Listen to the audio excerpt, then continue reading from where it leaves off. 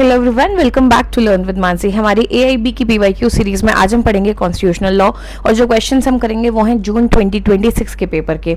अगर आप चैनल पर नए हो तो मैं आपको बता दूं, हमने हर सब्जेक्ट एआईबी के लिए सेपरेट प्लेलिस्ट में कवर किया है, जिसमें हमने 2014 से लेकर जो भी लेटेस्ट पेपर अब तक का हुआ होगा उसके सारे क्वेश्चन कवर किए हुए हैं टॉपिक वाइज।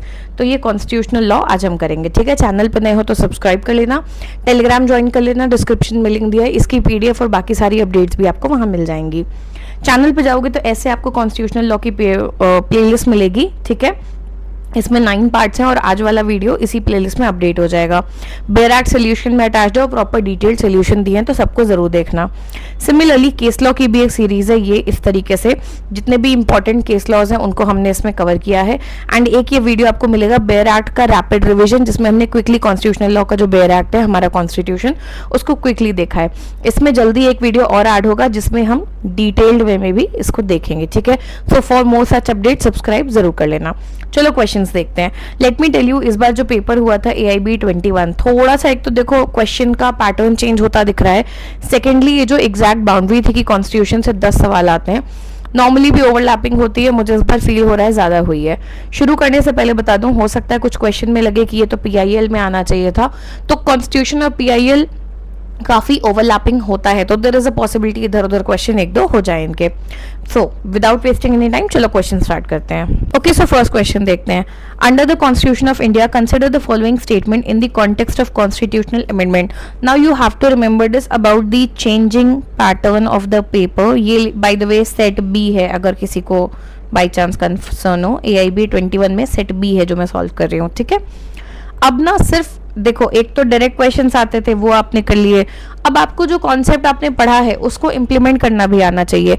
डायरेक्ट क्वेश्चन में होता कि पूछते कि अमेंडमेंट की बात कहाँ होती है, सेक्शन दिया होता। एक होता केस लॉ कि किस केस लॉ में बोला था, ऐसा हुआ था वैसा हुआ था। अब वो आपको जो आपको नॉलेज है already based on the bare act, based on the case law, उसको इम्प्लीमेंट करने को भी बोल रहे हैं। That is the changing pattern जब हम कॉन्स्टिट्यूशनल की बात करते हैं। तो हमसे पूछा है कॉन्स्टिट्यूशन ऑफ इंडिया, इससे आपको समझ में आ गया किस सब्जेक्ट का क्वेश्चन है, ठीक है। Consider the following statement in the context of constitutional amendment, यानी कि कॉन्स्टिट्यूशनल अमेंडमेंट को ध्यान रखते हुए हमें बचे हुए स्टेटमेंट्स को पढ़ना है और कौन से या कितने सही हैं ये बताना है। करेक्ट पूछा वाला है, ठीक है। पहला, judicial review extends to constitutional amendment. Judicial review की जो पावर है जुडिशरी की, वो कॉन्स्टिट्यूशनल अमेंडमेंट्स पे भी लागू होती है। It extends to them. अब ये बहुत 11वीं 12वीं में किसी ने एनसीईआरटी पढ़ी होगी उसको पता होगा, ये एक बहुत बेसिक क्वेश्चन है। अब कहोगे कि मैम बेयर एक्ट में एग्जैक्टली कहाँ मिलेगा या किस केस लॉ में था, तो फिर आप फंसोगे यहाँ पे। ये बहुत बेसिक है, जो वो एक्सपेक्ट करेंगे कि एक लॉ ग्रेजुएट को पता हो। ये इन जनरल पॉलिटी का बहुत बेसिक है, ठीक है।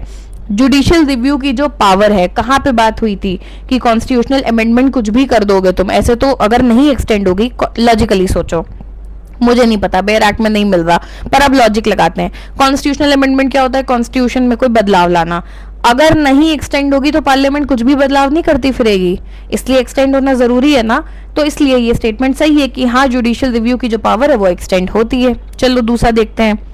Laws inserted into the 9th schedule after 24th April 1973 remain open to scrutiny for violation of the basic structure। कि कोई भी लॉ जो 9th शेड्यूल में इस डेट के बाद एंटर किया है, 24 अप्रैल 1973 के बाद 9th शेड्यूल में जो भी लॉ इंसर्ट किया है, it is open to scrutiny for violation of basic structure. अब मुझे डेट नहीं पता, 9th शेड्यूल नहीं भी पता, पर सोचो कोई भी लॉ है, it is open to scrutiny for violation of basic structure. Yes, क्यों नहीं? ये तो बहुत सीधी सी बात है ना। इररेस्पेक्टिव डेट क्या थी, लॉ क्या था, ये तो कॉमन सेंसिकल आपने पढ़ा है केशवानंद भारती केस में कि कोई भी बात, कोई भी कानून अगर बेसिक स्ट्रक्चर को वायलेट करेगा तो वो जो है स्क्रूटनी पे जा सकता है, उस पर जुडिशियल रिव्यू हो सकता है। तो ये सब आपको ना फंसाने के लिए दिया जाता है। 9th शेड्यूल 873, आप सोचोगे अरे यार 24 की जगह 23 अप्रैल होता तो कुछ फर्क नहीं पड़ रहा है, कॉमन सेंस लगाओ। कोई भी लॉ है इतनी तारीख के बाद है, ठीक है, it is open to scrutiny for violation of basic structure. ये तो बहुत बेसिक बात क्लियर की गई थी केस में। आपने अगर केस लॉ पढ़े हैं, केशवानंद भारती केस जो बहुत बेसिक केस है पढ़ा है, तो आप इसको आंसर कर लोगे कि ये भी बात ठीक है। फिर क्या है? Parliaments amending power under article 368 is unlimited. पहला और तीसरा देख रहे हो, उल्टी बातें लिखी हैं। अगर जुडिशियल रिव्यू एक्सटेंड हो रहा है वर्सेस पार्ट 3 में क्या लिखा है, पार्लियामेंट की अमेंडमेंट पावर अनलिमिटेड है। बेयर एक्ट गया एक तरफ, अगर अनलिमिटेड होगी, उन पे कोई रोक टोक नहीं होगी तो वो कुछ भी करते फिरेंगे, पॉसिबल ही नहीं है। तो 3 गलत है। एनी ऑप्शन डेट हैज 3 गलत हो गया, ये गलत हो गया, ये गलत हो गया। 1 ओनली 1 एंड 2, तो 1 तो हर हाल में सही है, समझ में आ रहा है। इसमें भी मैंने आपको बेसिक स्ट्रक्चर का कॉन्सेप्ट समझा दिया। Answer would be C 1 and 2। अब कहां से आंसर्स आ रहे हैं? पहला केशवानंद भारती केस 1973 में हुआ था, इसलिए ये डेट दी हुई है बाय द वे, तो कंफ्यूज करने के लिए नहीं। अगर केशवानंद भारती पढ़ के गए हो तो ये पता होगा, बट आई एम सेइंग वो भी नहीं याद है तो भी कॉमन सेंस पे क्वेश्चन आंसर कर सकते हो। पहला, जुडिशियल रिव्यू एक्सटेंड होता है कॉन्स्टिट्यूशनल अमेंडमेंट पे? यस होता है, ये बात केशवानंद भारती केस में कही थी। सेकेंड, 24 अप्रैल 1973 जजमेंट की डेट थी। IR Coelho versus state of Tamil Nadu में भी आगे कहा गया था that any law added to 9th schedule after this does not enjoy absolute immunity, वो स्क्रूटनी में आ सकता है। एंड लिमिटेड है पावर पार्लियामेंट की, कैसे? Basic structure doctrine. तो टेक्निकली ये क्वेश्चन कहाँ से आया है? ये क्वेश्चन आया है केस लॉ पे, पर आप इसमें केस का नाम ढूंढ रहे हो, वो नहीं दिया है उन्होंने, केस के फैक्ट दे दिए हैं। इसलिए केस लॉ सीरीज बहुत इंपॉर्टेंट है, क्योंकि वहां पे तुमसे केस के सारी डिटेल, ये सारी डिटेल डेट तुम्हें बताई, हर बात बताइए वहां पे। अब अगर वो समझ के आए होगे तो ये आराम से सॉल्व कर लोगे, ठीक है। चलो अगला क्वेश्चन देखते हैं। विच of the following articles of the constitution of India, अब यहां से समझ में आ गया किस सब्जेक्ट का क्वेश्चन है, कॉन्स्टिट्यूशन का क्वेश्चन है। Forms the primary legislative basis for the parliament enacting the air prevention and control of pollution act 1981। अब इसमें लोग कंफ्यूज होंगे, मैम एनवायरमेंट का क्वेश्चन है कि कॉन्स्टिट्यूशन का? बहुत सिंपल सी बात है, आर्टिकल की बात हो रही है। आर्टिकल किस में होते हैं? कॉन्स्टिट्यूशन में होते हैं। और तुमसे क्लियरली पूछा है कॉन्स्टिट्यूशन का कौन सा आर्टिकल है जो प्राइमरी लेजिस्लेटिव बेस है, जिसके ऊपर बेस करके पार्लियामेंट ऐसे लॉज बनाता है। अब ये एयर की जगह वाटर लिख दें, क्या फर्क पड़ता है? किसी भी ऐसे एयर पोल्यूशन टाइप के कंट्रोल के एक्ट बनाता है। 252, 233, 253, none of the above. Very easy and a very direct question. 3 section article दिए हैं, तीनों को जाके चेक करो। आप जाओगे आपको दिखेगा आर्टिकल 253, क्या लिखा है? Notwithstanding anything in the foregoing provisions of this chapter, Parliament has the power to make any law for the whole or any part of the territory of India for implementing any treaty, agreement or convention with any other country or countries or any decision made at any international conference, association or other body. Article 253 का नाम क्या है? Legislation for giving effect to international agreement. तो environment को लेकर इतने international agreement होते हैं, क्योटो प्रोटोकॉल हुआ, पेरिस एग्रीमेंट हुआ, बहुत सारी चीजें होती हैं, ठीक है। उनको इम्प्लीमेंट करने के लिए इंडिया में लॉज पास किए जा सकते हैं, legislation to give effect to international agreement. तो आर्टिकल 253 इज द आंसर। आप कैसे पढ़ेंगे? एक तो ये मैंने अटैच किया है, इसको ढंग से लाइन बाय लाइन अपनी बेयर एक्ट में पढ़ो, हाथ के हाथ। 2 सेक्शन और दिए ना, 253 और 233। PYQs का यूज ऐसे किया जाता है। 233 अपॉइंटमेंट ऑफ डिस्ट्रिक्ट जजेस, बेयर एक्ट खोलो, जाओ हाथ के हाथ पढ़ लो। 252 powers of parliament to legislate for 2 or more states by consent and adoption of such legislation by any other state। एक क्वेश्चन किया, 3 सेक्शन पर 3 आर्टिकल पढ़ लिए, इस तरह से PYQ यूज करने हैं, ठीक है। और कॉमन सेंस भी इस तरह से लगना है। अब इस क्वेश्चन को देखोगे तो आप कहोगे ऐसा कहीं वर्ड टू वर्ड तो नहीं लिखा था कि एयर पोल्यूशन पे बना सकते हैं, पर कॉमन सेंस लगाओ ना, इंटरनेशनल एग्रीमेंट को दे सकते हैं। इसको पढ़ के कहीं से कनेक्शन ही नहीं बन रहा, ना इसको पढ़ के बन रहा है, तो इधर वे डायरेक्ट समझ में आ रहा है। Next question, under the scheme of constitution of India, again आपको सब्जेक्ट समझ में आ गया कि किस सब्जेक्ट से क्वेश्चन है। Once a proclamation under article 352 is in operation, parliament may legislate on matters in state list by virtue of. हमसे कहा गया कि कॉन्स्टिट्यूशन के अंडर एक बार आर्टिकल 352 के अंडर कोई प्रोक्लेमेशन ऑपरेशन में आ गया। 352 क्या है? इमरजेंसी है, ठीक है। तो यानी उसके अंडर कोई प्रोक्लेमेशन एक बार चालू हो गया, ऑपरेशन में आ गया, तो पार्लियामेंट जो है वो स्टेट लिस्ट के मैटर्स पे भी लेजिस्लेट कर सकती है। किस आर्टिकल के तहत ऐसा कर सकती है? 356, 360, 249, 250। अगेन बहुत आसान डायरेक्ट क्वेश्चन, आपको 4 सेक्शन दे दिए, जाके बस चेक करना है। Answer is article 250। आर्टिकल 250 किस बारे में बात करता है? Power of parliament to legislate with respect to any matter in the state list if a proclamation of emergency is in operation. अभी आपका टाइम कैसे कंज्यूम करते हैं, एक लाइन में सुनते जाओ। वो सीधे सीधे यहाँ पे इमरजेंसी लिख सकते थे, उन्होंने नहीं लिखा, उन्होंने आर्टिकल 352 लिखा। अब जैसे मुझे पता था 352 इमरजेंसी है, तो मुझे इसको चेक करने की एक बार भी जरूरत नहीं थी, मैंने सीधे इन 4 को चेक किया। बट अगर कोई बच्चा नहीं पढ़ा होगा बहुत, तो वो पहले जाएगा 352 चेक करेगा, इमरजेंसी, अच्छा इमरजेंसी से क्या पूछ रहे हैं हैं, और बाकी का क्वेश्चन ध्यान से पढ़ेगा ही नहीं। पहले पूरा क्वेश्चन पढ़ो, नहीं पता है बिल्कुल जाओ इंडेक्स में देखो जल्दी से। अच्छा इमरजेंसी की बात हो रही, ठीक ठीक ठीक, आगे बढ़ते हैं। फिर चेक करो इन सेक्शंस को, इन आर्टिकल्स को जाके। सॉरी मैं बार बार सेक्शन बोल दे रही हूँ, कहीं सेक्शन बोल दूं तो समझ जाना आर्टिकल ही बोल रही हूँ, ठीक है। 250 में देखो वर्ड टू वर्ड लिखा हुआ है, 250 यहाँ अटैच कर दिया है, पॉज करना और पढ़ना। 352 देखो प्रोक्लेमेशन ऑफ इमरजेंसी की बात करता है। 249 बात करता है power of parliament to legislate with respect to a matter in the state list in national interest, ठीक है। 356 बात करता है failure of constitutional machinery in state, and 360 बात करता है फाइनेंशियल इमरजेंसी की। तो 360 आंसर नहीं हो सकता, 356 नहीं हो सकता। 249 शायद थोड़ा सा कंफ्यूजिंग लगता, बट आप ध्यान दो, उन्होंने पूछा है इमरजेंसी डिक्लेयर हुई है 352 में तो पार्लियामेंट लेजिस्लेट कर सकता है, ये बात क्लियरली 250 में लिखी हुई है, यहाँ पे नेशनल इंटरेस्ट लिखा हुआ है, ठीक है। नेक्स्ट क्वेश्चन देखते हैं। अब आया असर्शन रीजन जिसने सबकी जान सुखा रखी है। चलो आराम से ध्यान से देखते हैं। पहली बात, जब भी ऐसे क्वेश्चंस आए प्लीज पैनिक मत हुआ करो, अपने कॉन्फिडेंस को एकदम स्ट्रांग रखना है, बिल्कुल कॉन्फिडेंस से पढ़ो शांति से। अगर शांत दिमाग से नहीं पढ़ोगे तो वैसे भी सॉल्व नहीं कर पाओगे, ठीक है।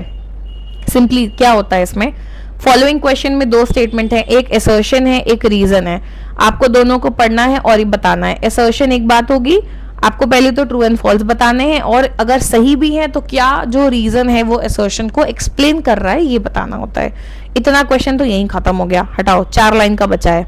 चलो assertion, the constitution of India does not adopt a rigid separation of power among the legislature, executive and judiciary. हमारा जो कॉन्स्टिट्यूशन है इंडिया का वो एक रिजिड सेपरेशन यानी बहुत सख्त सेपरेशन नहीं रखता है, किसमें, लेजिस्लेचर, एग्जीक्यूटिव और जुडिशरी में। ओके रीजन देखते हैं। The constitutional framework incorporates a system of checks and balances, allowing limited functional overlap among the organs of the state. आप कहोगे मैम बेयर एक्ट में ये वर्ड टू वर्ड कहाँ लिखा है? बेटा ये बेयर एक्ट से डायरेक्ट वर्ड टू वर्ड नहीं है, ये कंसेप्चुअल क्वेश्चंस हैं। सेपरेशन ऑफ पावर आपने पढ़े हैं, चेक्स एंड बैलेंसेस आपने पढ़े हैं, और ये बातें सब लिखी है कॉन्स्टिट्यूशन में, पर ये कॉन्स्टिट्यूशन को पढ़ के समझने वाली बातें हैं। क्या इंडिया में रिजिड सेपरेशन है? नहीं है। आप देखो ना, लेजिस्लेचर क्या है आपका, पार्लियामेंट है। फॉर एग्जांपल चलो उसका एक हिस्सा ले लेते हैं, लोकसभा लेजिस्लेचर का पार्ट है, इसी लेजिस्लेचर में ही आपका एग्जीक्यूटिव भी बैठ रहा है, लोकसभा राज्यसभा में। भाई प्रधानमंत्री यहाँ बैठते हैं, आपके मिनिस्टर्स बैठते हैं, ये आपके एग्जीक्यूटिव हैं, पीएम और उनका कैबिनेट। ये आपका लेजिस्लेचर है, लोकसभा राज्यसभा, इसी के अंदर आपके प्राइम मिनिस्टर और जो मिनिस्टर्स हैं, मैं सारे एमपीज की बात नहीं कर रही हूँ, मंत्रियों की, कैबिनेट की बात कर रही हूँ, इसी का पार्ट है। तो क्या ये रिजिड सेपरेशन हुआ कहीं से? सेम टाइम पे एकदम रिजिड होता है कि नहीं, कुछ चीजों में ओवरलैपिंग होती है, कुछ चीजों में एकदम हार्ड फास्ट डिफरेंस नहीं रखा गया है। और जैसे ही रीजन पढ़ोगे और क्लियर हो जाता है कि हमारे में system of checks and balances हैं। पार्लियामेंट अपने दायरे क्रॉस करेगा, अनलिमिटेड कुछ भी बनाना शुरू कर देगा, तुरंत जुडिशरी खड़ी है चेक करने को। फर्स्ट क्वेश्चन याद करो, इसी टॉपिक पे था। स्टेट और सेंटर में डिवाइड है, वो फेडरल सिस्टम की बात हो गई, ठीक है। सेम टाइम एग्जीक्यूटिव पे चेक कौन रख रहा है? Legislature. Executive is answerable to them, है ना, वो they are answerable to the legislature. अगर वो जवाब नहीं दे पाएंगे, उनका सपोर्ट नो कॉन्फिडेंस हो सकता है, ठीक है। तो सारे एक दूसरे पे हैं, कनेक्टेड हैं, एक दूसरे पे चेक्स एंड बैलेंसेस नजर रखे हुए हैं। तुम गड़बड़ करोगे, दूसरा आके खड़ा हो जाएगा तुरंत। जुडिशरी में इम्पीच कर सकते हैं वो लोग अगर गलत जाओगे। तो चेक्स एंड बैलेंसेस हैं ताकि सबके फंक्शनल ओवरलैप थोड़े थोड़े हों, पर सब तरीके से काम करें। तो इसका करेक्ट आंसर क्या होगा? C. Both A and R are true and R is the correct explanation. एक गलती बच्चे और करेंगे, इन्होंने जानबूझ के ऑप्शन चेंज किया। आई स्वेयर अगर मैंने स्लाइड नहीं किया होता मैं भी ए बोल देती फ्लो में। आमतौर पे ऑप्शन कैसे दिए होते हैं? Both are true and R is the correct explanation, both are true, R is not the correct explanation, A is true, R is false, A is false, R is true। ज्यादातर option ऐसे ही दिए होते हैं, तो flow में बच्चा जैसे ही पढ़ता है एकदम एक्साइटमेंट आती है उसको, यस मुझे आंसर पता है, सही एक्सप्लेनेशन है, ए मार्क करे, आगे बढ़ गए पानी में। क्लियरली नॉट लिखा है, तो प्लीज अपने एक एक ऑप्शन को ध्यान से पढ़ो। इसका आंसर है सी कि दोनों ट्रू हैं and R is the correct explanation. देखो functional overlapping and executive accountability of to legislature, जैसे कि मैंने आपको अभी समझाया, PM and council of minister are part of parliament, ठीक है। नेक्स्ट क्या दिया है? Constitution ensures no single organs become autocratic. कोई एक जो है ऑर्गन तानाशाह नहीं बनेगा, सब एक दूसरे को बैलेंस करते हैं चेक्स एंड बैलेंसेस पे, जैसे कि judicial review, no confidence motion, जो मैंने एग्जैक्टली आपको समझाया था। तो आपको आंसर समझ में आ गया। अगला question, the case of Paramanand Katara versus union of India 1989 is primarily associated with which of the following rights. अब ये आया केस लॉ से question, case law bare act से आंसर नहीं होंगे, आता है तो आता है, नहीं तो बैठे रहो। PYQ लगा के गए होगे तो ये क्वेश्चन आपको आता होगा, क्योंकि ये क्वेश्चन हो चुका है, मैंने केस लॉ सीरीज में डिस्कस भी किया है। इसके ऑप्शंस क्या है? Right to life and personal liberty, right to emergency medical care, right to clean and healthy environment and right to speedy trial. इसका correct answer is B, right to emergency medical care. Case की मैंने slide attach कर दी है, ये case laws में पढ़ाया था उसी की स्लाइड है, केस लॉ सीरीज प्लीज देख लेना, खासकर कॉन्स्टिट्यूशन में। तो Parmanand Katara versus union of India एक लैंडमार्क सुप्रीम कोर्ट केस है मेडिकल इमरजेंसी केयर और प्रोफेशनल ड्यूटी ऑफ डॉक्टर को लेके। इसमें बात हुई थी आर्टिकल 21 राइट टू लाइफ। अब कल को यही क्वेश्चन आपसे फिर पूछ लें और यहाँ राइट टू लाइफ आर्टिकल 21 के कॉन्टेक्स्ट में आ जाए तो वो भी पूछा जा सकता है। अगर मान लो ये ऑप्शन गलती से ना दिया होता और सिर्फ 3 ऑप्शन होते तो आप ए टिक करते, मैं ये भी समझा रही हूँ। मान लो ये ऑप्शन नहीं होता तो क्लीन हेल्दी एनवायरनमेंट की बात बिल्कुल नहीं हो रही है, स्पीडी ट्रायल की भी बात नहीं हो रही है, तब आप इनडायरेक्टली कह सकते थे राइट टू लाइफ की बात हो रही है। पर क्योंकि clearly emergency medical care option दिया है इसलिए आंसर बी होगा। हुआ क्या था, एक स्कूटर वाले को किसी स्पीडिंग व्हीकल ने मार दिया था गाड़ी से, वो ऑब्वियसली सड़क पे पड़ा हुआ था, शॉर्ट में बता रही हूँ। नियरेस्ट हॉस्पिटल ले गए, हॉस्पिटल वालों ने बोला लीगल केस है, क्रिमिनल केस है, पहले कागज पर्ची होगी उसके बाद हम इलाज करेंगे, ठीक है, नहीं तो सरकारी अस्पताल ले जाओ, वो बहुत दूर था। उस बीच उस इंसान की डेथ हो गई, ठीक है, क्योंकि बहुत डिले हो गया उसको क्या कहते हैं मेडिकल असिस्टेंस देने में। अब इस क्वेश्चन को देखो तुम PIL में भी रख सकते हो, मैंने आपको बताया है PIL से 4 सवाल आते हैं, आई सेड ओवरलैप है, तो देयर इज अ पॉसिबिलिटी मैं इसको दोनों जगह कवर कर दूंगी, वहां भी कर दूंगी, डोंट वरी। क्योंकि ये एक PIL थी, परमानंद कटारा जो थे वो उन्होंने एक PIL फाइल की under article 32 of Indian constitution, और उन्होंने कहा कि हॉस्पिटल को प्रायोरिटाइज करना चाहिए एक इंसान की जिंदगी को ओवर लीगल फॉर्मेलिटीज। जजमेंट भी यही आया था कि preservation of life is Paramount. Article 21 health care पे भी अप्लाई होता है, राइट टू लाइफ में है कि स्टेट की जिम्मेदारी है लोगों की जिंदगी को प्रोटेक्ट करे, और बोला डॉक्टर्स पे कोई लीगल बैरियर नहीं होगा। Medical legal formalities, filing a police report और waiting for a magistrate secondary procedure है, पहले जान बचाओ। और उन डॉक्टर्स को कोवर्जन से प्रोटेक्शन भी दिया, क्योंकि क्या होता है वो कर भी दे, बाद में तुम उनकी जान खाओ, उन्हें कोर्ट के चक्कर लगवाओ, तो आप ऐसा नहीं करोगे, ठीक है। अगला case, which is the landmark case which expanded the scope of article 23 of the constitution. कौन सा लैंडमार्क केस है जिसने आर्टिकल 23 का स्कोप एक्सपैंड कर दिया था? PUDR versus union of India, Vishakha versus state of Rajasthan, MC Mehta versus state of Tamil Nadu, Glaxo laboratories versus presiding officer labour court Meerut. सारे cases PYQ में मोस्टली डिस्कस्ड हैं। I am not sure about D, अगर नहीं है तो मैं उसे करवा दूंगी, बट पहले 3 तो क्लियरली हैं, तो आंसर तो इसका हर हाल में आप कर सकते थे अगर आपने PYQ लगाए होंगे। तो मैं इस क्वेश्चन को भी टफ नहीं मानती, PYQ करके जाओ बेसिक, ये क्वेश्चन कर लोगे। Correct answer is a, PUDR versus union of India, Asiad games का केस है ये, बहुत डिटेल में PYQ में भी समझाया था, केस लॉ सीरीज में भी समझाया था।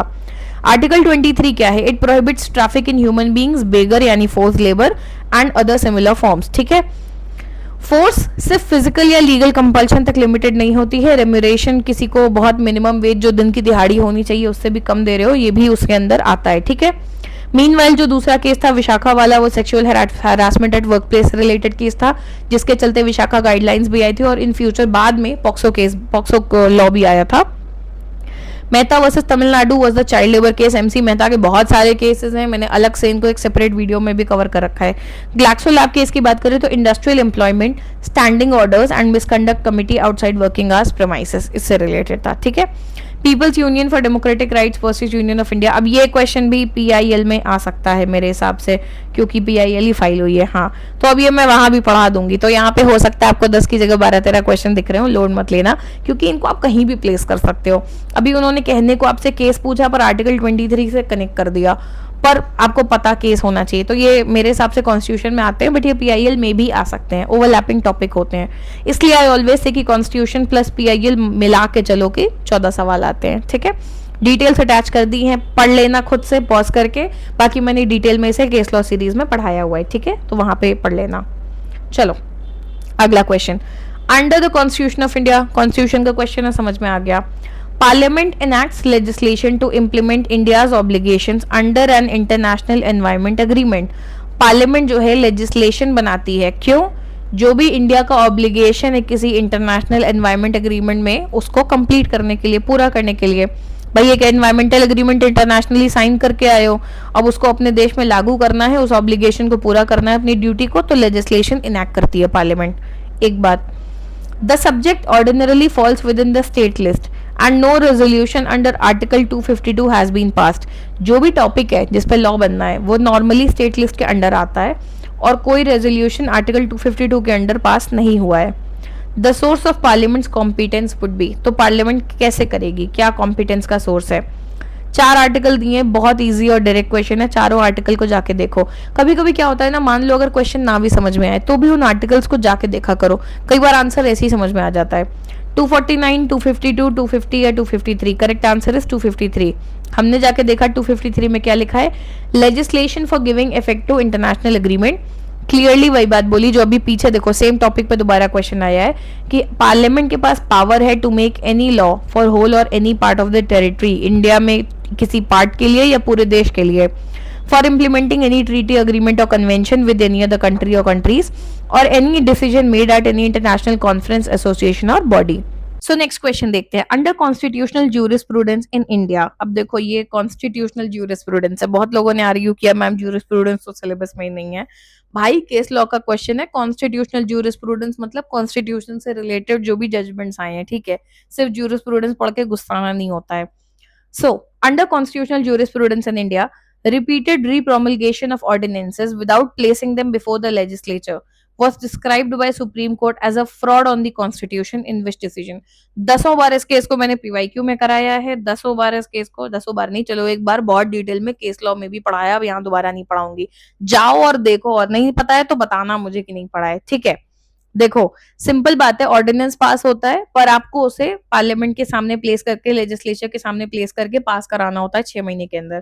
पर यहाँ पे क्या कर रही थी गवर्नमेंट ना, बार बार ऑर्डिनेंस को रिप्रोमलगेट कर ले रहे थे, जो एग्जीक्यूटिव था, ठीक है, उसको लेजिस्लेचर के सामने रख ही नहीं रहे थे, बार बार रिप्रोमलगेट कर दे रहे थे. तो सुप्रीम कोर्ट ने एंड में कहा कि ये फ्रॉड है कॉन्स्टिट्यूशन पे, तुम उस लूपहोल का इस्तेमाल करके गंदी हरकत कर रहे हो. किस केस में कहा था, DC Wadhwa versus state of Bihar, RC Cooper versus union of India, Krishna Kumar Singh versus state of Bihar, या फिर Shamsher Singh versus state of Punjab. इसका करेक्ट आंसर है DC Wadhwa versus state of Bihar. बदमाशी के काम. कृष्ण कुमार केस में इस बात को रीअफर्म किया गया था. RC Cooper bank nationalisation case जो था, इस इफेक्ट को टेस्ट किया गया था उसमें, ठीक है. शमशेर सिंह केस की बात करें तो president and governor must exercise their formal constitutional powers in accordance with the aid and advice of council of minister, ये बात की गई थी. डीसी वाधवा केस मैंने यहाँ देखो अटैच कर दिया है, रिप्रोमलगेशन ऑफ ऑर्डिनेंसेस. अगर आपने केस लॉ सीरीज अटेंड की होती, पढ़ी होती, यूट्यूब पे पढ़ी है, रिप्रोमलगेशन ऑफ ऑर्डिनेंसेस पहली लाइन है, इतना ही पढ़ के गए होते तो भी तुम्हें पता होता, ठीक है. क्या केस है वो भी यहाँ बता रखा है शॉर्ट में, डिटेल भी पूरी बता रखी है कि क्या किसने कहा क्या कहा, और ये पीआईएल में भी आ सकता है. डीसी वाधवा ने पीआईएल ही क्योंकि फाइल की थी, ठीक है. फाइनल जजमेंट क्या आया था, सब कुछ दिया है. अगला question, in the context of constitution of India, a pension scheme differentiates between employees retiring before and after a specified cut off date. एक पेंशन स्कीम है, ठीक है, जो एम्प्लॉयज में फर्क कर रही है, जो एक सर्टेन डेट के पहले रिटायर हुए थे और उसके बाद. तो a pension scheme differentiates between employees retiring before and after a specified cut off date. Those excluded यानी जिनको हटाया गया because of that, challenge the classification as arbitrary. उन्होंने कहा ये बड़ा गलत भेदभाव हो रहा है, हमारा कोई लॉजिक ही नहीं है. तो कॉन्स्टिट्यूशनल इशू प्राइमरीली क्या अट्रैक्ट होगा, अब यहाँ कुछ डॉक्ट्रिन्स की बात होगी, पीवाईक्यू किए होंगे तो डॉक्ट्रिन्स मैंने वहां पे पढ़ाए हैं, एक सेपरेट लेक्चर कमेंट करोगे तो बना दूंगी, ठीक है. तो हमसे पूछा है कॉन्स्टिट्यूशन के कॉन्टेक्स्ट में, अगर एक स्कीम है जो इस बात पे फर्क कर रही है कि ये एक सर्टेन डेट है, मान लो 12 अगस्त है, ठीक है, अगर आप 11 को रिटायर हुए थे तो आपको पेंशन नहीं मिलेगी, 12 को हुए थे तो मिलेगी 12 के बाद. तो जो पहले हुआ था वो कह रहा है यार मेरे साथ तो गलत हो रहा है वाला, ठीक है, जिनको एक्सक्लूड किया गया वो बोलेंगे बहुत इलॉजिकल है, ऐसे कैसे तुम कोई भी डेट चूज कर सकते हो.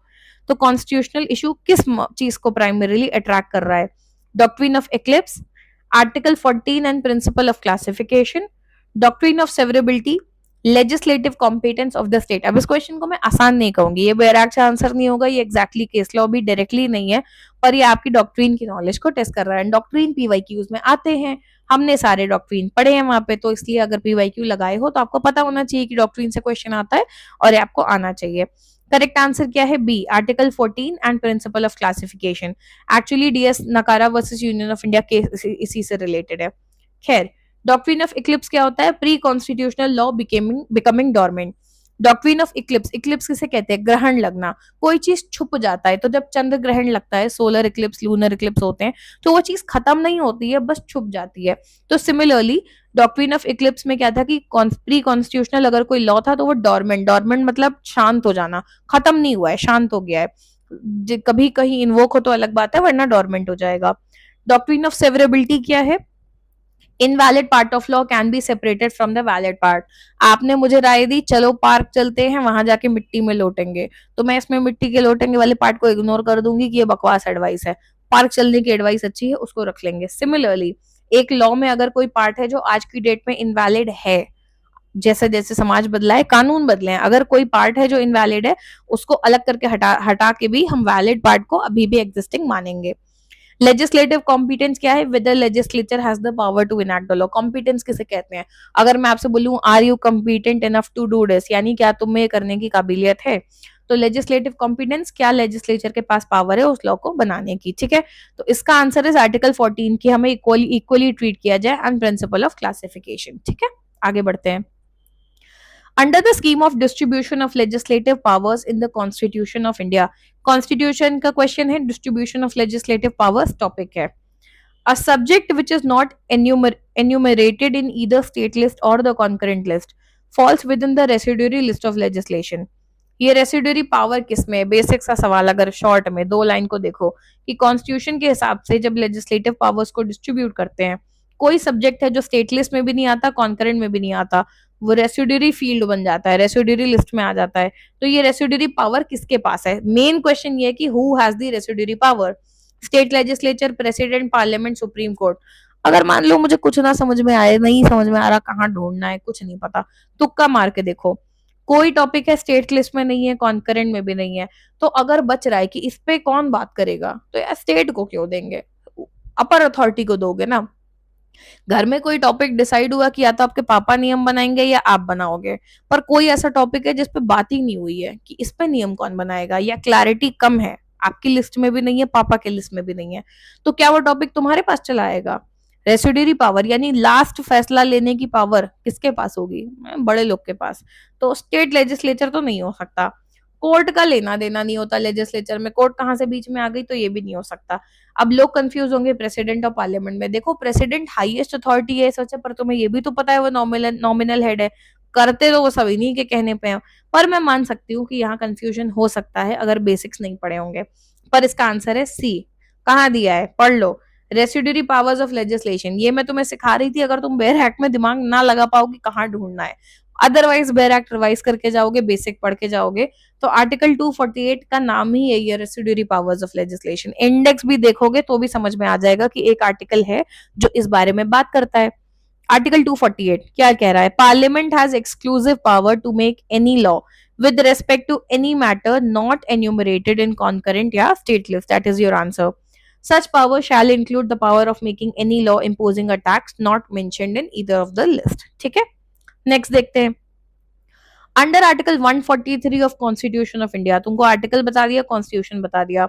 President may seek the opinion of the supreme court on questions of law और fact of public importance. President may, president अगर चाहे तो सुप्रीम कोर्ट की ओपिनियन, राय, ध्यान दिए ना इन वर्ड पे, में मतलब मर्जी है प्रेसिडेंट की, ले चाहे ना ले। ओपिनियन मतलब राय, थोपी हुई बात नहीं, एक एडवाइस, ठीक है। किसकी? सुप्रीम कोर्ट की ले सकता है लॉ के क्वेश्चंस पे या कोई मुद्दा है पब्लिक इंपॉर्टेंस का, ठीक है। The opinion rendered by the court in such reference is generally regarded as, अब जो ओपिनियन दिया कोर्ट ने, जो राय मांगी गई तो दी गई, नहीं मांगी गई तो नहीं देते। अब जो मांगी और राय दी उन्होंने, ओपिनियन दिया, वो कैसे देखा जाता है? Option A enforceable through contempt jurisdiction, option B equivalent to a decree of court, option C binding president under article 141, या फिर option D advisory in nature and not strictly binding. कसम से बिना बैराट के भी अगर इसको नहीं आंसर कर पा रहे हो तो भाई तुम्हारा कॉन्स्टिट्यूशन बहुत कमजोर है, प्लीज थोड़े बेसिक जरूर पढ़ लो। इसका आंसर इज डी, ठीक है। बहुत सिंपल सा क्वेश्चन है और ये पीवाईक्यू में कई बार आ चुका है। लॉजिकली भी सोचो, अगर प्रेसिडेंट ने ओपिनियन मांगा, ठीक, बहुत सिंपल सी बात सोचना, ये बहुत बच्चे इनमें कंफ्यूज होते हैं, सुप्रीम कोर्ट से एडवाइस मांगी है, ठीक है, क्लियरली सिर्फ एडवाइस है, कोर्ट की डिग्री के बराबर माना जाएगा? बिल्कुल भी नहीं। तो मैं ऑप्शन बी तो तुक्के में भी टिक नहीं करती। बाइंडिंग प्रेसिडेंट बन जाता, बिल्कुल भी नहीं। दो ही जगह कंफ्यूजन हो सकता था, कंटेम्प्ट ज्यूरिसडिक्शन के थ्रू एनफोर्सेबल, कोई लॉजिक ही नहीं बनता इस ऑप्शन को टिक करने का। नॉर्मल सी बात है, एडवाइस मांगी है, एडवाइजरी इन नेचर है, स्ट्रिक्टली बाइंडिंग नहीं होती है। पहले ही लिखा है मे, मन हो तो मांगेंगे, मांग लिया तो ऐसा नहीं कि तुम्हारी बात मान ही लेंगे, ठीक है। तो आंसर इज डी। 143 आर्टिकल में जाओगे तो क्लियरली लिखा है, if at any time it appears to the president कि कोई question of law has arisen, कोई पब्लिक इंपॉर्टेंस का मुद्दा है, तो वो ओपिनियन ले सकते हैं सुप्रीम कोर्ट की। He may refer the question to the supreme court and opinion देगा कोर्ट अगर उसको सही लगे।